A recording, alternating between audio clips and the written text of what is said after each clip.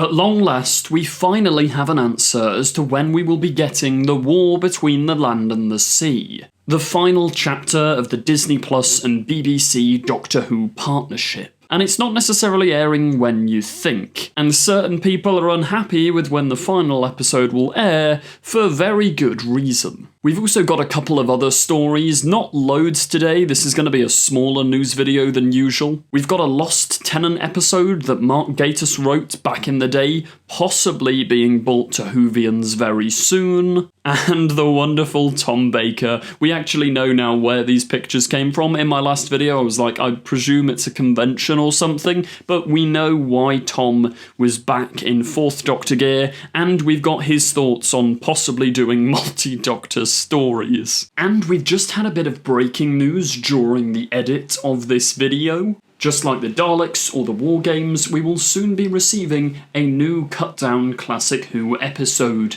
Stay tuned to find out which one. But let's just dive in quickly, there really isn't too much to cover today, so we'll start with the unreleased David Tennant Doctor Who episode that could be released 17 years later. This article is written by Rebecca Cook, and it discusses how there was originally, I think back in Series 4, a script written by Mark Gatiss that was ready to go, but never truly came to be. The scrapped episode had been penned for David Tennant's run as the 10th Doctor, but was replaced by The Fires of Pompeii. And yeah, I mean, to be fair, The Fires of Pompeii is a banger episode, so it's not like it was a major loss. Maybe this episode would have been even better, but Fires of Pompeii slaps. Also, I don't know if it's even going to pick it up on the mic, but sorry if you can hear torrential rainfall. There's currently a storm that's been going on since 8 AM this morning, so you'll have to deal with it. You probably can't hear it anyway. Although from the sound of things, this episode entitled The Suicide Exhibition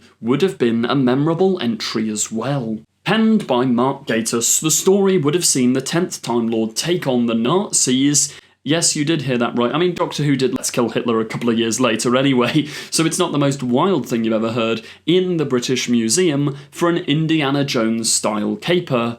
Instantly sold. Look, I don't know whether I'm going to run into some controversy saying this. I'm not the biggest Indiana Jones fan, I can't lie. Like, don't get me wrong, the movies are fine, but I don't know how well that style would translate into Doctor Who. This episode was intended for the 2008 series, with Gatiss previously saying that it had been on the verge of production for a while.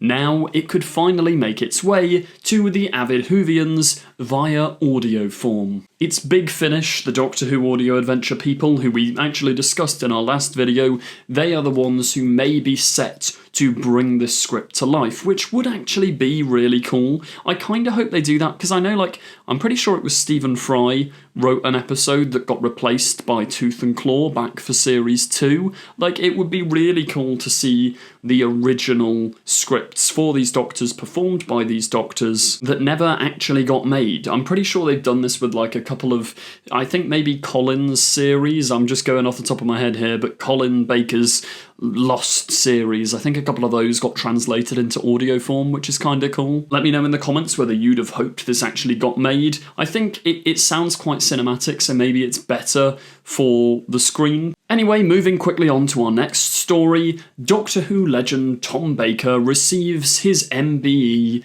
in style this week, as he donned his iconic 4th Doctor costume, complete with the signature striped scarf. Read more here. This article and these photos are from the Radio Times. And it is just, I know, I put a very similar picture in my last video, but it's so cool to see Tom Baker stood in the TARDIS in his Doctor gear. I mean, the last thing he'll technically have filmed for the show, technically I say, is that Sharda thing. I'm pretty sure it was only on the Blu-ray, but yeah, Tom Baker came back, filmed a little extra scene for Sharda. I've always thought it's kind of a massive shame that he wasn't one of the Guardians of the Edge. Like, that would have been so cool. I'm pretty sure he was actually asked, but turned it down. Either way, Doctor Who legend Tom Baker receives his MBE in style. The actor, who will celebrate his 92nd birthday in January, headed to Hull Park, Kent on Monday the 10th of November 2025 for the investiture of his MBE,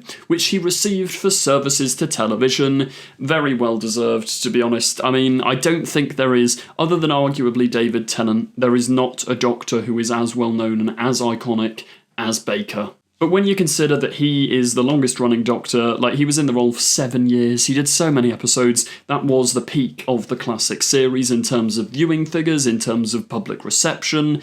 Yeah, it's very well deserved. Shout out to Tom Baker. Taking us back in time, Baker smiled from ear to ear as he posed inside a replica of the TARDIS, with his scarf draped around him and his MBE pinned to his lapel. Talking on Doctor Who, Tom Baker said, "Knowing anything is a bit dangerous when you play Doctor Who."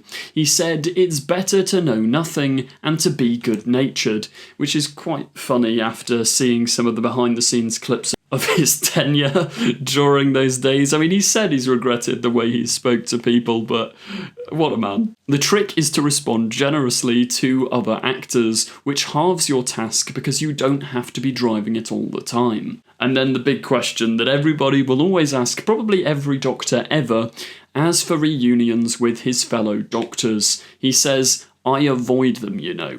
Not with any malice, a degree of contempt perhaps, but mildly contemptuous." It's nice to know that that Tom Baker spark is still well and truly in Tom Baker. This is probably the main reason he didn't come back. Like I said, he should have been one of the guardians of the edge in Power of the Doctor. It's probably because he doesn't want to be a multi-Doctor thing. I mean, he did come back for the 50th and technically do multi-Doctor there. He obviously turned down the 5 Doctors back in the day. But yeah, for all those people, obviously, we did dispel the rumours the other day, but all those people that are still banging on about, oh, Tom Baker's going to come back, I think it's pretty abundantly clear that's not happening, especially if it's multi-Doctor. He's contemptuous of that idea. He added that nobody failed as Doctor Who, which is quite nice, to be fair. I wonder if he's ever watched any of the other episodes. He'll have probably watched the 50th because he was in it, and probably at the premiere, but I wonder if he still keeps up to date with it. He says, "Well, we mustn't be ungenerous to anyone, but I certainly didn't." Once again, so in character for Tom Baker, and yeah, what an icon, well deserved. Before we jump into our War Between the Land and the Sea airdate discussion, yeah, you probably guessed, the episode that we'll be getting a new cut-down version of on iPlayer and airing on the BBC is the original Sea Devils episode. Well, episodes. From the depths, for the very first time, a special re-edited edition of classic Doctor Who adventure The Sea Devils heads to BBC iPlayer and BBC4 on the 7th of December. The classic Doctor Who episode starring John Pertwee has been newly re-edited ahead of the creature's return in the War Between the Land and the Sea. Russell T Davies says 52 years after they first rose from the depths, it's Sea Devil Night across the BBC. A great idea never dies, and viewers young and old can now heed the warning, watch the seas. Fans are set to be transported back to 1972, with a newly re-edited version of the classic Doctor Who story The Sea Devils airing on iPlayer from 6 AM and BBC4 at 7 PM. This new 90-minute blockbuster special condenses the original 6-part adventure into a feature-length experience, with updated sound design by Mark Ayres and an enhanced score featured in The War Between the Land and the Sea created by the legendary Lorne Balfe, which has been woven together with Malcolm Clarke's groundbreaking 1972 score. I'm pretty excited for that. I mean, I've watched the Daleks in colour, the War Games in colour, obviously this episode's already in colour. It's kind of giving Tales of the TARDIS vibes. I mean, it's almost certainly not going to happen, but how cool would it be to have a little Tales of the TARDIS at the start of this? I don't know which actors you'd get in it necessarily, obviously like Joe Grant, probably, that's what they did for the last Pertwee story, but yeah, let me know what you're thinking in the comments down below. On to the air date for the spin-off though. But the main headline here is that the BBC have finally confirmed the launch date and released a new poster for Doctor Who's spin-off The War Between the Land and the Sea. We did think at one point there was going to be a disaster. It was going to be a 2026 air date, and I'm sorry, America, and, well, everyone outside of the UK, but you guys are going to have to wait till 2026. Or, now look, I'm not advising this, but download a VPN, and then you can watch it. Russell T Davies posted over on Instagram, "Here we go, episodes 1 and 2 on Sunday, December 7th at 8:30pm on BBC One," which also, they've dropped the iPlayer in the morning jazz that they were doing back during season 1, well no, season 2. Originally in season 1 they were dropping it at midnight. This isn't a midnight drop, this is an 8:30 on BBC One, and then later, which also, the fact that it's starting on like 8:30 means it's going to be darker, because by the time it finishes, because it's episodes 1 and 2 back to back, it's going to be later than Doctor Who would normally be on, so it's probably more mature. I also find it really interesting that they're not, like, there's no Doctor Who branding on this at all. They haven't said the words Doctor Who ever. It's the articles going Doctor Who spin-off. It seems like both Disney and the BBC are kind of trying to distance themselves from the title of Doctor Who, which maybe is a good thing given the reception of it currently. I mean, they've announced that the show's actually coming back, so I am kind of surprised there's not a "From the World of Doctor Who" on there somewhere. But yeah, I think it is going to be very different to the Doctor Who we're used to, hence the later time slot. But the interesting thing about the airing as well is episodes 3 and 4 are then coming on Sunday, December 14th, and the shattering climax of episode 5 on Sunday, December 21st. Which means it's a great big 5-episode box set to watch over the Christmas holidays. War, revenge, betrayal, pearls, submersibles, romance, and a treacherous number 10, and a plastic apocalypse. That's a lot to break down, Russell, but thank you. Watch the Seas. I think that's a solid, like, you know what, I'll go with that. I'd have liked it week by week just to prolong it so that we get longer to be enjoying this, but it makes sense to sort of bang it out over the month of December. As it says on the poster, and as I've already said, we have no idea when it's coming to the rest of the world, but it's nice to see it back on actual BBC One. It'll feel like an event, like we'll be sat down, ready to watch it, waiting, and everyone will watch it at the same time. Like, that's nice. Also, it comes out on a Sunday.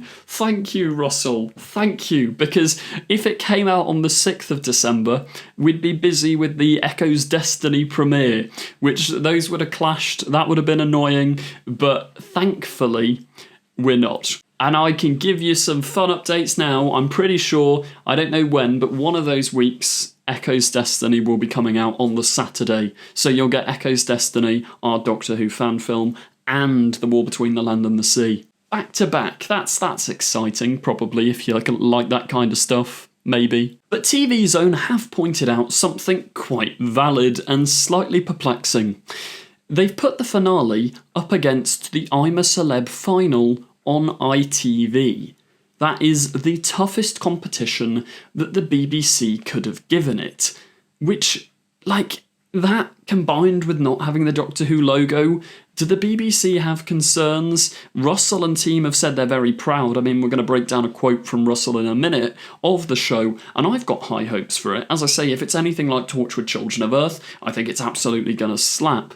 But yeah, it's bizarre, like, because you just know that the ratings overnight are going to be great, and then all the people on the internet who want to spin that into the show's completely dead. Well, I suppose how much of that conversation will there even be, because it's confirmed that there's more Doctor Who in the future. The show's in a confusing place at the moment. But I can guarantee what I'm going to be watching out of the I'm a Celeb final and the Doctor Who spin-off. And I can imagine most of you watching this video will also be watching what I watch. This article from TV Zone confirms that it's a simultaneous drop on iPlayer, so there is no early access to these episodes, which makes it feel like an event. You've got your cast list here that we've been through 100 times, but our final thing in today's video is this quote from Russell T Davies, who says, "We're so proud to launch this show at the height of the schedules, and then all 5 episodes will combine to make a terrific box set to watch over the Christmas holidays." I don't think it's got anything particularly festive in it, and I reckon they were originally hoping to air it in like November, but then all the Disney stuff collapsed, that deal finally ended, and now they've been able to air it in December, but I'm excited, I'm locked in, I think this should be good. Let me know your thoughts in the comments down below. I hope you did enjoy this quicker than usual news video. Thank you very much for watching. Like, comment, subscribe, share, you know the drill. Goodbye. Don't forget to click below and subscribe to the official Confused Adipose YouTube channel. I will destroy you! She's not seen a single episode. No, I've watched your episodes. Keep these sonic screwdrivers. What else am I saying about the film? Don't watch this one.